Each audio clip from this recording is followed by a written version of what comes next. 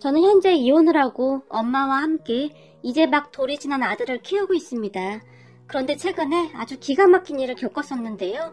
도대체 사람 인생이라는 것이 언제 어떻게 될지 아무도 모른다고 하더니 저에게도 그런 드라마 같은 일이 일어났습니다. 저는 회사에서 일을 하고 엄마는 집에서 우리 아들을 돌보고 있었는데 다들 아시겠지만 손주 보는 일이 어디 보통 일인가요? 거기다 제가 밤늦게까지 일을 하는 날이 많다 보니 엄마 혼자 독박 육아를 하는 날도 많았어요. 그렇다 보니 저는 엄마에게 항상 미안한 마음이 가득했어요. 하지만 엄마는 항상 밝으셨고 제게 짜증 한 번 내지 않았어요. 괜찮아. 할미가 손주 보는 게 힘들긴 뭐가 힘들다고 그래. 회사에서 밤낮 없이 일하는 네가 힘들지. 내가 너한테 죄가 많다. 라는 말을 할 뿐이었어요.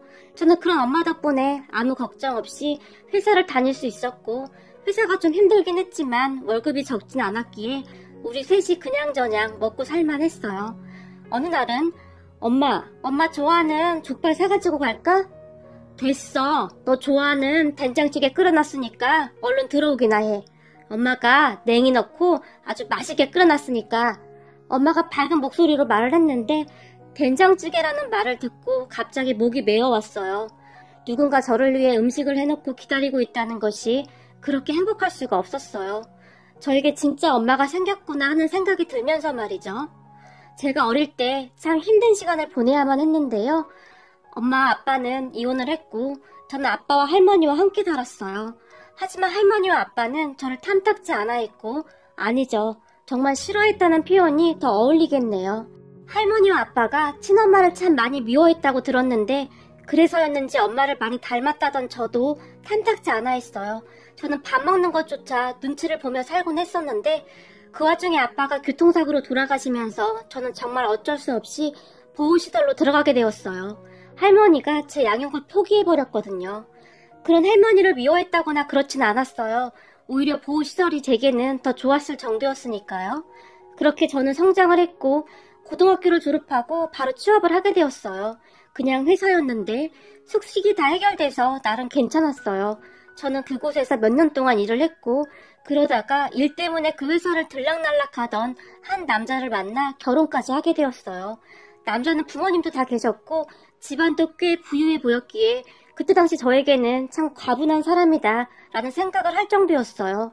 처음 시부모님께 인사를 갔을 때 시어머님도 저를 참 많이 아껴주셨고 가족 분위기도 좋아 보였기에 저는 망설임 없이 결혼까지 하게 되었어요. 결혼 후 한동안은 참 좋았는데요. 시간이 갈수록 남편이 변해갔는데 나중에 알고 보니 시아버님과 하는 행동이 똑같다고 하더라고요. 말을 정말 함부로 하기도 했고 취하기만 하면 돌변하기도 했어요. 참 대단했던 것이 남편은 제가 임신을 하기 전까지 그러한 것을 감쪽같이 숨기고 있다가는 제가 임신 5개월쯤이 되니 본성이 드러나기 시작했는데요. 아마도 제가 아들 때문에 어쩌지 못하리라고 생각했던 것 같아요. 하지만 저는 그렇게 우유부단한 성격이 아니었어요. 한마디로 남편이 저를 잘못 봤던 것이죠. 저는 그런 남편을 보며 뭔가 이상하다고 생각했고 다니던 회사도 그만두지 않았어요. 제가 워낙 성실했기에 회사에서도 출소 후 다시 복귀할 수 있도록 배려를 해줬거든요. 남편은 계속 그만두라며 잔뜩 취해서 제게 윽박을 지르기도 했지만 하루하루 달라지는 남편을 보며 어쩌면 저 혼자 아들을 키워야 할지도 모른다는 생각을 하고 있었거든요. 그러다가 아들이 태어났고 출산휴가에 들어갔는데 남편의 행패가 더욱 심해졌어요. 아이를 낳고 제가 살이 많이 찌긴 했는데 그런 저를 보며 네 몸에서 돼지우리 냄새가 난다 라는 말도 서슴지 않았고 어느 날은 꾸역꾸역 네 입에 쳐넣는 거 보니까 입맛 떨어져서 밥을 못 먹겠다 라는 말도 그냥 아무렇지도 않게 했어요. 참 기가 막혔던 것이 아이를 낳고 나서 정말 정신이 없다 보니 국에 밥을 말아서 후루룩 마시곤 했었는데 그 모습을 보며 그렇게 말을 하더라고요. 그런 남편을 보면서 점점 정이 떨어져 가고 있었는데 또다시 잔뜩 취해서 들어온 남편이 왜? 내가 마음에 안 들어? 그래봤자 네가 친정이 있어 친척이 있어. 너 지금 나가면 갈 데도 없잖아. 라며 비아냥대기 일쑤였어요. 그리고 저는 그때쯤 이혼을 해야겠다고 결심을 하게 되었어요. 물론 아들이 아빠 없이 자라야 한다는 것에 마음이 아프긴 했지만 정말 가끔은 없어도 될 만큼 최악인 아빠도 있는 것이니까요. 결국 저는 아들을 위해 이혼을 하기로 결심했는데 어린 시절 외롭게 살았던 저와는 달리 아들은 행복하게 살았으면 했는데 정말 마음이 아팠어요. 그렇게 저는 출산 휴가 기간 동안 이혼 절차를 알아봤고 평소 시어머님과는 친하게 지냈기에 살짝 말씀을 드렸어요. 어머님, 저 이혼할 거예요. 어머님은 참 잘해주셨는데 정말 죄송해요. 근데 맨날 취해서 집안 난장판 만들어 놓고 막말하고 더 이상은 안 되겠어요. 저는 이렇게 살려고 결혼한 게 아닌데 그리고 저 사람이 이런 사람인 줄은 정말 몰랐어요. 시어머님에게 힘겹게 말을 꺼냈어요. 그런 제 말을 듣던 시어머님은 사실 말이다. 네가 결혼한다고 인사 왔을 때 내가 뜯어말렸어야 했는데 아무리 봐도 네가 너무 아깝더구나. 저 인간이 어떻게 너 같은 애를 다시 만나겠니? 일이 될 줄 알면서도 내가 욕심을 부렸어. 정말 미안하구나. 네 말이 맞다.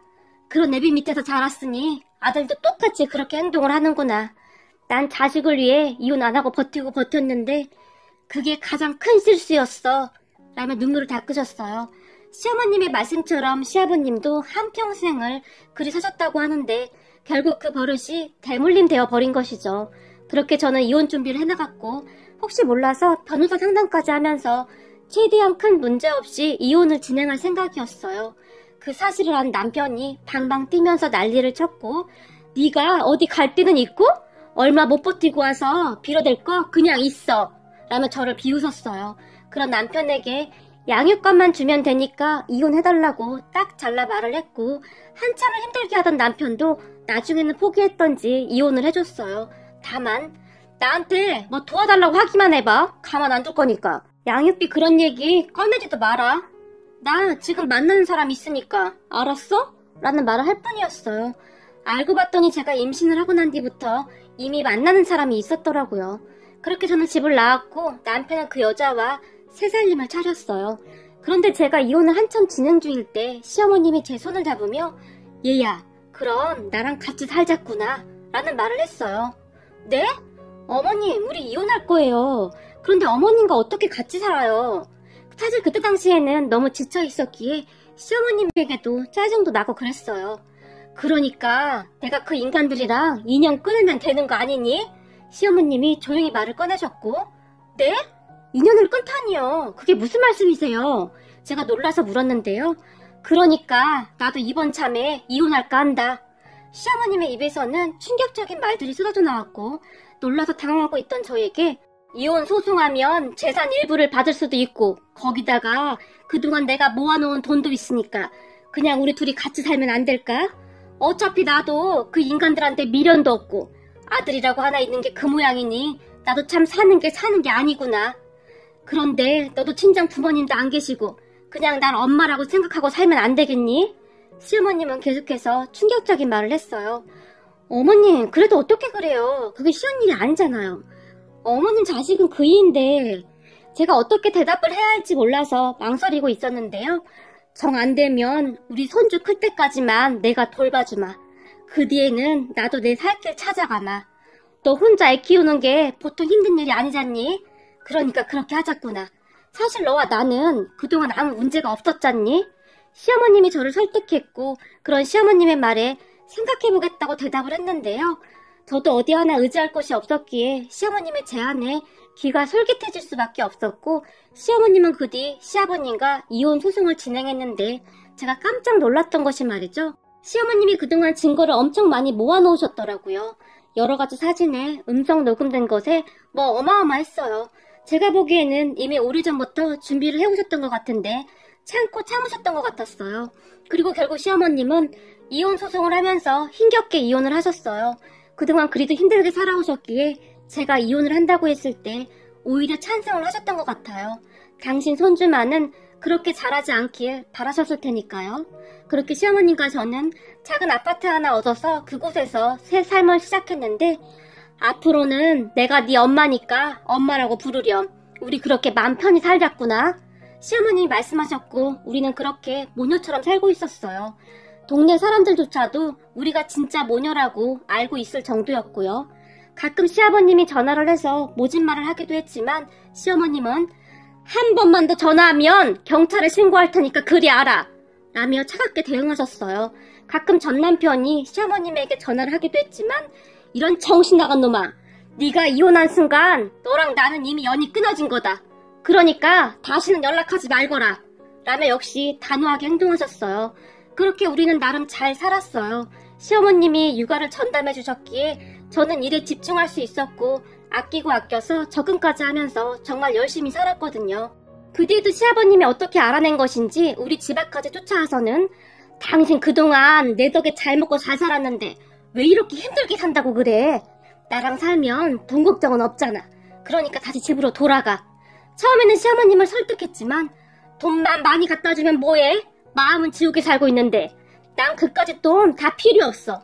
평생 동안 밤에 잠도 제대로 못 잤었는데 요즘엔 아주 푹 잘 자고 있어. 그러니까 돈 많이 벌어서 당신 혼자 잘 살아. 시어머님은 아주 단호했어요. 사실 시아버님이 꽤 큰 가게를 하나 운영하고 있었는데 그곳에서 나오는 수입이 상당히 괜찮았거든요. 남편도 그곳에서 일을 하고 있었는데 시아버님 믿고 직원들에게 함부로 하고 그래서 말이 많기도 했어요. 그런 남편은 돈을 아주 펑펑 쓰고 다녔는데 돈 아쉬운 줄 모르고 살고 있었어요. 그렇게 시어머님이 눈 하나 깜빡이지 않자 시아버님이 난동을 피우기 시작했는데 제가 바로 경찰에 신고를 해버렸어요. 물론 그런 저를 보며 냉혈한이라고 생각할지도 모르겠지만 시아버님의 손버릇이 아주 고약해서 제 입장에서는 시어머님을 지켜야만 했어요. 시어머님은 아들을 제외하고 제게 있어 하나밖에 없는 가족이었으니까요. 경찰에 신고를 한 후 시어머님에게 엄마 미안해. 근데 난 엄마한테 또 손 찍어 말까봐. 그럼 엄마가 다치니까. 난 엄마가 다치는 게 정말 너무 싫어. 제가 눈물을 흘리며 시어머님을 꼭 끌어안았는데요. 시어머님이 그런 저를 정말 있는 힘껏 안아주면서 살면서 내가 낳은 아들 자식도 그렇게 날 막아준 적이 없는데 정말 고맙구나. 시어머님도 한동안 소리내어 우셨어요. 그렇게 시어머님과 함께 살게 되면서 더 많은 대화를 하게 되었는데요. 사실 전에 우리 친정이 아주 부자였어. 근데 우리 아버지 사업이 부도나면서 하루아침에 가족들이 다 길거리에 나앉게 됐다. 정말 하루하루 살아가기가 힘든 그런 시절이었어. 근데 평소에 날 마음에 품고 있던 네 시아버지가 우리 부모님을 찾아와서 나와 결혼만 시켜주면 앞으로 편히 살게 해주겠다고 했더구나. 예정대로였다면 난 그때 대학을 졸업한 뒤 유학을 다녀와서 대학 교수가 되고 싶었다. 옛 생각이 나는지 시어머님의 눈시울이 붉어지셨어요. 그런 시어머님의 말에 유학이요? 제가 놀라서 물었는데요. 그래, 난 피아노를 전공하고 있었다. 거기다 꽤 괜찮은 실력이었었지. 그런데 아버지 사업이 부도나면서 모든 것이 엉망이 되었어. 그런 와중에 네 시아버지가 허구한 날 우리 부모님에게 찾아와서 그렇게 잘하니 우리 부모님도 마음이 움직이기 시작하더구나. 무엇보다도 돈이 많은 네 시아버지한테 마음이 갔던 것이겠지. 아무래도 부모님은 평생을 돈 걱정 없이 살았던 내가 앞으로도 좀 풍요롭게 살길 바라셨겠지. 시어머님이 잠시 말을 멈추셨어요. 그리고는 그런데 우린 달라도 너무나 달랐어. 네 시아버지는 대학을 나오지 못해서 내가 자기를 막대한다는 말을 수시로 하면서 나한테 함부로 했다. 물론 금전적으로는 편했지. 우리 부모님에게 인심 쓰듯이 돈도 막 주고 했으니까. 하지만 집에 돌아와서는 나를 그렇게 못살게 굴었다. 난 그걸 그냥 다 견뎌냈고 그리고 이제는 그 빚 다 갚았다고 생각한다. 그래서 이혼을 결심했던 거고. 시어머님이 다시 눈물을 흘리셨는데 처음 듣는 시어머님의 말씀에 가슴이 그렇게 먹먹할 수가 없더라고요. 결국 시어머님과 저는 많이 닮아있지 않았나 하는 생각이 들 정도였어요. 항상 외로운 사람이라는 것이 말이죠.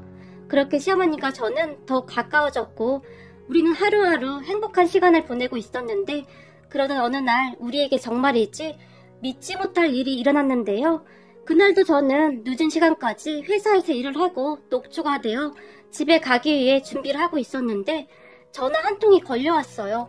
모르는 번호였기에 받을까 말까 망설이고 있었는데 왠지 전화를 받아야 할 것 같은 느낌이 들었어요. 여보세요? 라고 제가 지친 목소리로 전화를 받았고 혹시 민수아 씨 맞나요? 어떤 여자가 제 이름을 불렀어요. 네, 맞는데 누구시죠? 제가 잔뜩 의심한 채 물었는데요. 저는 박경아입니다. 여자가 조용히 말을 했고 박경아 씨요? 제가 그 여자의 이름을 되뇌이고 있었는데 그 순간 제 내리를 스치고 지나가면서 설마 날 낳아준 생모? 라는 생각을 잠시 했지만 설마 아니겠지. 아빠와 이혼하고 난 뒤 단 한 번도 날 찾지 않았는데 그럴 리가 없겠지. 라며 제가 머리를 절레절레 흔들다가는 근데 누구시죠? 최대한 침착한 척 물었는데요. 수아야, 엄마야. 순간 그 여자 입에서는 그 말이 새어나왔고 네? 누구시라고요? 제가 놀란 채 다시 물었는데요. 엄마야, 널 낳아준 엄마라고. 라는 말을 하던 그 여자가 갑자기 눈물을 흘리기 시작했어요. 하지만 저는 반가움보다는 원망하는 마음이 더 컸기 때문에 저는 엄마가 없습니다. 이만 전화 끊겠습니다. 라고 말을 하며 전화를 끊어버렸어요. 제 입장에서는 참 기가 막혔거든요. 제가 아들을 낳아보니 더욱 이해가 안 됐어요. 저는 출근해 있는 시간에도 항상 우리 아들이 눈에 밟혔거든요. 그런데 저를 낳아준 친모라는 사람은 살면서 단 한 번도 저를 찾아온 적이 없었으니까요. 참 대단한 사람이구나 하는 생각만 들었거든요. 그렇게 며칠이 지났을까요? 어느 날 시어머님이 수아야, 너 말이야 친엄마 안 보고 싶어? 제게 물었어요. 친엄마? 나한테 친엄마가 어딨어요. 아마도 이 세상 사람이 아닌가 봐요. 그러니까 한 번도 안 찾아오죠. 라며 제가 그냥 웃어버렸는데요. 수아야, 사실은 말이야. 시어머님이 다시 한번 제 이름을 힘주어 불렀는데 그게 말이야. 며칠 전에 네 친엄마라는 사람이 우리 집에 찾아왔었어. 처음에는 모르는 사람이라 문을 안 열어줬었는데 아무리 봐도 낯이 너무 익은 거야. 그래서 자세히 봤더니 너랑 아주 판박이더구나. 나이가 아마도 나랑 비슷할 텐데 어쩜 그렇게 젊고 예쁘던지 너랑 똑같이 생겼어. 시어머님이 제 눈치를 보며 말을 꺼냈어요. 그 사람 이야기는 하지 않았으면 좋겠어요. 지금 나한테는 엄마밖에 없어요. 자식 그렇게 두고 가버린 엄마는 생각하고 싶지도 않아요. 제가 기분 나쁜 듯이 말을 했지만 네 엄마 얘기 들어보니 네 엄마한테도 딱한 사정이 있더구나. 물론 지금 네 마음이 어떤지 잘 알겠다마는 그래도 널 낳아주신 분인데 한 번은 만나봐야 하지 않겠니? 잘 생각해보고 전화해봐. 라며 시어머님이 제 손에 전화번호 하나를 들려줬어요. 얼떨결에 연락처를 받은 저는 며칠 동안 그 연락처를 뚫어지라 바라보다가는 결국 연락을 하게 됐는데요. 저 민수아입니다. 도대체 이제 와서 저를 만나고 싶은 이유가 뭐죠? 혹시 먹고 살기 힘드셔서 그래요? 그런데 어쩌죠? 저도 돈이 그렇게 많지가 않아서요. 그동안 원망만 가득했기에 제가 모진 소리를 해댔는데요. 연락 줘서 고맙다. 정말 고맙다. 제발 나 한 번만 만나주면 안 되겠니? 제게 간절하게 부탁을 했어요. 그렇게 저는 친엄마라는 사람과 마주하게 됐는데 친엄마의 첫인상은 아주 말끔했다고 해야 할까요? 아니죠. 부잣집 사모님같이 고상해 보였다고 해야 할까요? 아무튼 그런 인상이었어요. 무슨 일이시죠? 이렇게 만나보니 돈이 없으신 것 같지도 않은데 이제 와서 저를 찾는 이유가 뭐죠? 제가 여전히 쌀쌀맞은 목소리로 물었어요. 수아야, 엄마가 정말 미안하구나. 진작 널 찾았어야 했는데 너무 늦었구나. 정말 미안하다. 하지만 엄마는 단 하루도 널 잊은 적이 없었어. 라며 친엄마가 눈물을 흘렸고 그런 엄마를 보며 저기 죄송한데 용건만 간단하게 말씀해주세요. 수아야, 처음엔 네 아빠와 할머니에게 널 키우게 해달라고 빌고 또 빌었었다. 하지만 네 할머니와 아빠 생각에는 널 데리고 있어야만 내가 그곳으로 다시 돌아갈 거라고 생각하고 있었던 것 같더구나. 널 상대로 날 자기들 마음대로 하고 싶었던 거지.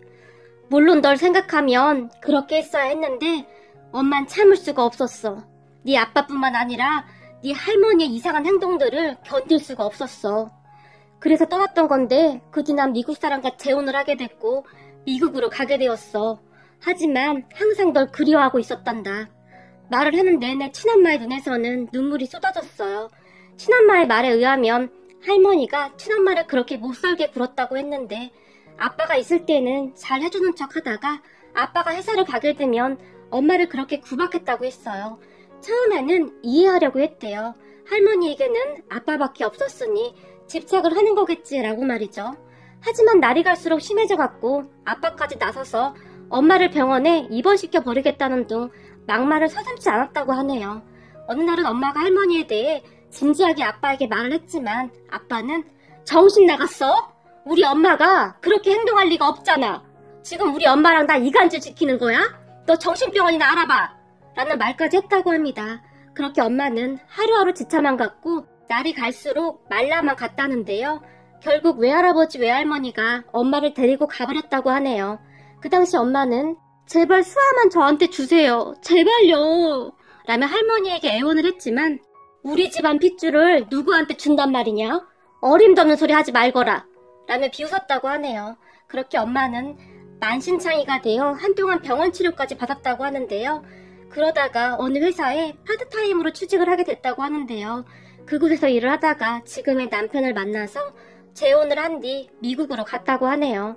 미국인 남편도 부인과 사별한 사람이었는데 미국으로 가기 전에 저를 데리고 와서 같이 키우자고 했다는데 역시나 할머니와 아빠가 완강하게 거절했고요. 저는 정말 이해가 안 되는 게 나중에는 결국 저를 시설로 보내기까지 했으면서 도대체 엄마에게 왜 보내지 않았을까요? 할머니의 심보가 참 고약했구나 하는 생각마저 들었어요. 그렇게 엄마와 한참을 이야기를 하던 중 전부는 아니었지만 조금은 엄마의 심정을 알 것도 같았어요. 물론 저도 자식을 낳아서 키우고 있었기에 더 그러지 않았을까 싶었고, 그리고 엄마 말대로 우리 할머니는 정말 그러고도 남을 만한 사람이었으니까요. 그렇게 저는 엄마를 용서했고 엄마는 정말 고마워했어요. 그러던 어느 날 수아야, 엄마 이제 미국으로 돌아가 봐야 해. 거기서 하던 일도 있어서 엄마가 챙겨줘야 하거든. 사실 엄마가 널 이렇게 다시 찾은 이유 중에 하나가 네가 힘들게 산다는 소식을 들었단다. 내가 네 외할머니한테 널 찾아달라고 해서 네 외할머니가 사람까지 고용해서 널 찾아낸 거야. 그랬는데 네가 참 많이 힘들게 살고 있더구나. 그래서 말인데 이 엄마가 널 좀 도와주고 싶은데, 물론 네가 기분이 나쁘지 않다면 말이다. 하지만 너도 이제 엄마잖니? 네가 낳은 아들 안나를 위해서라도 엄마 도움을 좀 받아도 될 것 같은데. 엄마가 어렵게 말을 꺼냈어요. 우선 지금 살던 집에서 이사를 좀 하자꾸나. 저번에 가보니까 집이 습해서 곰팡이도 많고 우리 손주 건강에도 좋지 않을 것 같더구나. 그리고 네가 먹고 살 수 있게 도와주고 싶어. 그래서 말인데 엄마가 지금 하고 있는 사업을 한국에서도 시작할 계획이거든.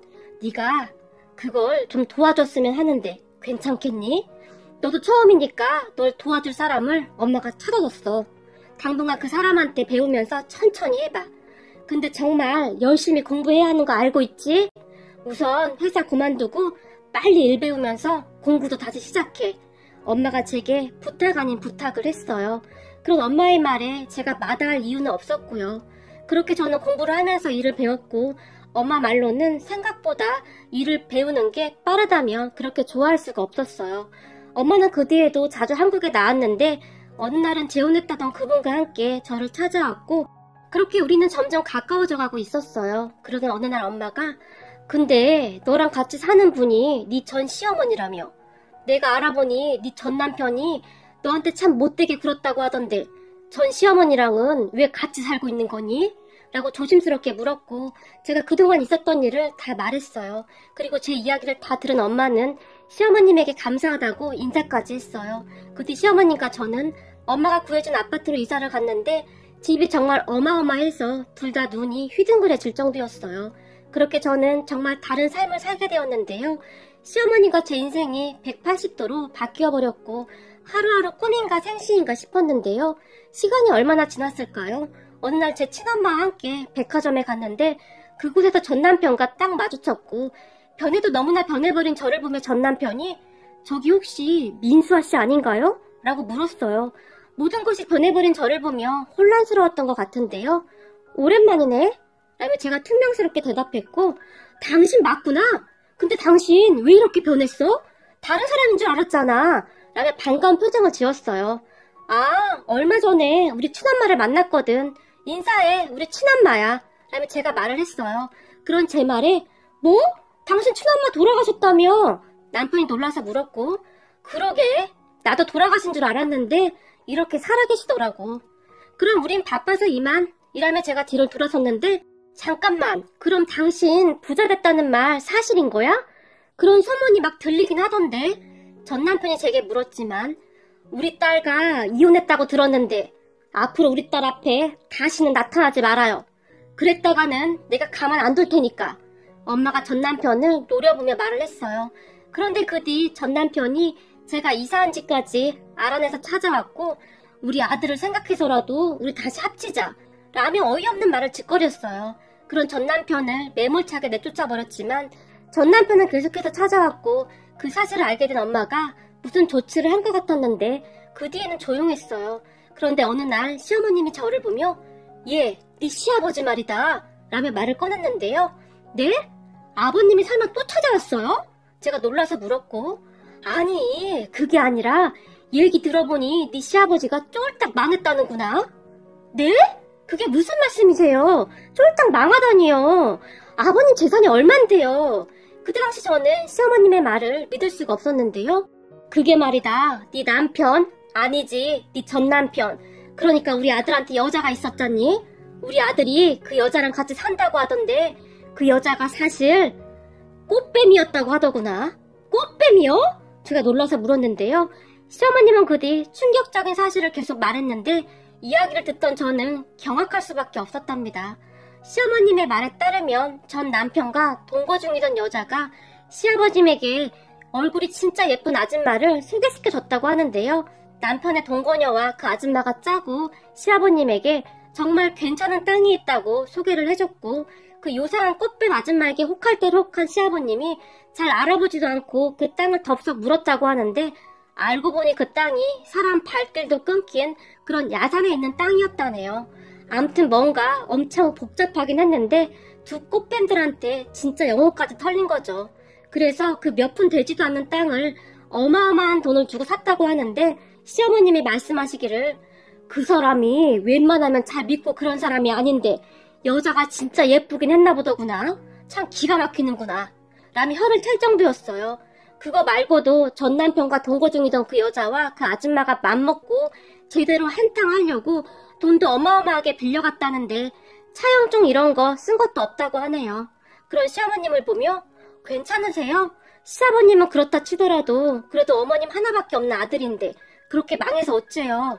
제가 물었지만 이제 정신 차리고 고생 좀 하고 살아야지. 뭘 어쩌겠냐? 그동안 날라리처럼 살았는데 아주 쎄 빠지게 고생하고 사는 게 얼마나 힘든지 알아야지. 혹시 너한테 전화해서 나 찾으면 넌 그냥 무조건 모른다고 해라. 괜히 얽히면 골치만 아파진다. 난 이미 맘 떠난 지 한참 됐다. 웬만해야 불쌍하다라는 생각이라도 들지. 라는 말을 할 뿐이었어요. 그러던 어느 날은 시어머님이 너한테도 이제 엄마도 생겼고 먹고 살만하니 나는 이만 직구해서 나가마. 내가 있을 자리도 아니고 라며 진지하게 말을 하셨지만 그냥 같이 살아요. 제가 가장 힘들 때 어머님이 옆에 있어주셨잖아요. 어머님 혹시 그이가 찾아와서 귀찮게 할까봐 더 그러시는 거죠? 제가 물었어요. 그런 제 말에 그런 것도 없잖아 있는데 꼭 그런 것 때문은 아니고 너 먹고 살만하면 내가 떠나려고 했다. 너랑 내 관계가 같이 지낼 사이는 아니니까. 시어머님이 다시 말을 했지만 앞으로도 계속 어머님 손주 봐주셔야죠. 지금처럼 이렇게 살아요. 친엄마를 만나긴 했지만 미국에 있는 시간이 더 많고 엄마도 어머님한테 참 고마워하고 있고요. 그러니까 나간다느니 그런 말은 하지도 마세요. 아셨죠? 같이 살면서 손주 커가는 모습 지켜보셔야죠. 저 어차피 재혼 생각도 없어요. 그냥 제 아들 하나 잘 키울 생각밖에 없어요. 저 참 외롭게 자라서 우리 아들은 그렇게 두지 않을 거예요. 라고 말을 했고 제 말에 시어머님이 조용히 눈물을 닦으셨어요. 그리고 얼마 후 제가 피아노를 하나 사서 거실에 놓아뒀는데 그 피아노 뚜껑을 열던 시어머님의 손이 사시나무 떨리듯이 떨리고 있었어요. 그런 시어머님을 보며 어머님 이제 피아노 마음껏 치셔도 돼요. 비록 대학 교수는 못 되셨지만 앞으로 어머님 하나밖에 없는 손주한테 피아노 가르쳐주세요. 라며 제가 활짝 웃었어요. 제 말에 시어머님이 고맙구나. 정말 고마워. 라며 말을 잊지 못하셨는데요. 시어머님 아니죠. 이젠 엄마라고 불러야죠. 엄마가 피아노 곁을 떠나지 않고 계시네요. 거기다 우리 아들도 피아노 소리가 좋은지 누워서 한참을 집중해서 듣고 있네요. 그런 모습을 보며 이게 행복이구나 싶은 생각이 들었어요. 그 이후 전 남편이 몇 번 찾아왔지만 시어머님이 단박에 내쫓아버렸어요. 얘기를 들어보니 참 힘들게 살고 있다고 하더라고요. 평생을 고생 한번 안 해본 사람이 참 먹고 살기 힘들겠죠. 하지만 그것도 그 사람의 업보 아니겠습니까? 저는 그냥 그렇게 생각하며 살고 싶네요. 앞으로도 시어머니 모시고 우리 아들과 셋이서 행복하게 살아가고 싶습니다.